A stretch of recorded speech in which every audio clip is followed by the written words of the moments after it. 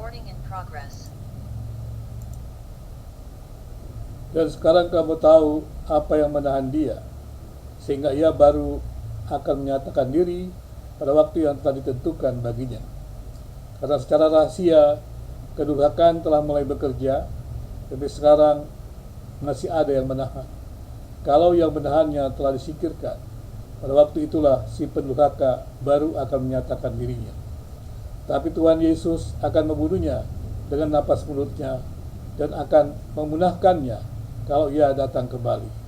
2 Tesalonika 2 ayat 3 sampai 4. Paulus mengingatkan jemaat di Tesalonika agar tidak bingung dan gelisah mendengar kabar-kabar kedatangan Tuhan, karena kedatangan Yesus yang kedua kali adalah sesuai dengan jadwal Allah, seperti juga kedatangan Yesus yang pertama kali untuk melaksanakan misi Bapa. Rencana kasih Allah untuk penebusan dosa manusia dengan kematian Yesus di salib berlangsung dalam jadwal Allah dan tidak ada yang dapat menahannya.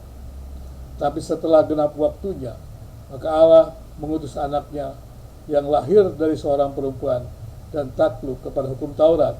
Galatia 4 ayat 4. Demikian juga halnya dengan kedatangan Yesus yang kedua kali. Semua itu berada dalam rencana Allah.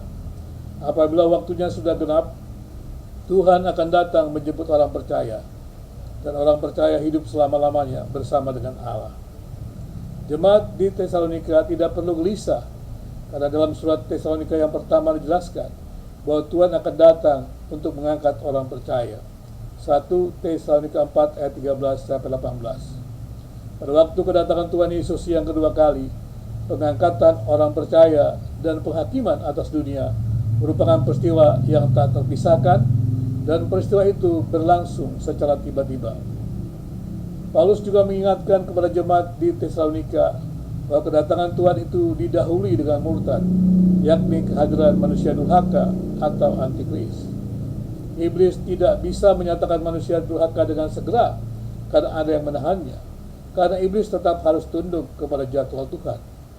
Banyak ahli-ahli Alkitab menafsirkan bahwa yang menahan manusia durhaka atau antikris, yang membuatnya tidak bisa menyatakan diri dengan segera, adalah Roh Kudus.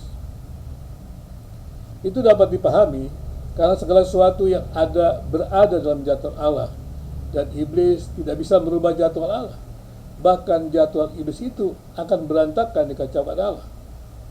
Apabila waktunya sudah genap, maka Tuhan Yesus akan datang kembali ke dunia.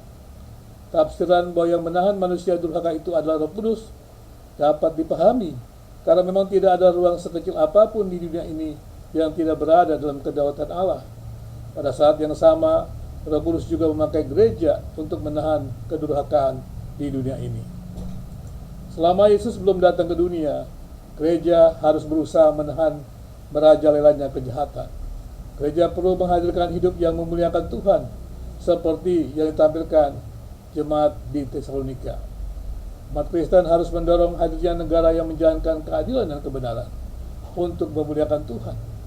Orang-orang percaya perlu terlibat dalam pemerintahan untuk mendukung hadirnya pemerintahan yang bersih, yang memuliakan Tuhan untuk menahan kejahatan. Gereja perlu menghadirkan pejabat-pejabat publik yang menghadirkan kesejahteraan di bumi, pemerintah yang dikendalikan oleh orang-orang yang adil dan mencintai kebenaran adalah penahan hadirnya kejahatan di dunia ini. Demikian juga pemberitaan Injil. Semua bangsa perlu mendengar Injil dan mendapatkan kesempatan untuk merespon terhadap berita Injil. Jika manusia yang diberi kesempatan oleh Allah untuk berbalik pada kebenaran dan memuliakan Allah, lebih memilih untuk mengikuti kedurhakaan dan kemudian menghadirkan kejahatan untuk menganiaya orang-orang yang benar atau menganiaya kebenaran, maka itulah saatnya penampakan manusia durhaka atau antikris. Orang percaya akan diangkat Allah, dibebaskan dari penderitaan karena pemerintahan manusia durhaka. Pada waktu itulah akan ada penghakiman di bumi. Allah sendiri akan membunuh manusia durhaka itu dengan napasnya dan membuang iblis dan pengikut-pengikutnya ke dalam api yang kekal. Hidup Kristen dalam dunia saat ini merupakan hidup yang penuh pertarungan. Kerajaan Allah sudah datang, namun kegelapan belum dimusnahkan. Umat Kristen harus menahan kejahatan dengan pertolongan Roh Kudus dalam dunia milik Allah, sampai waktu Tuhan genap pada kedatangannya yang kedua kali.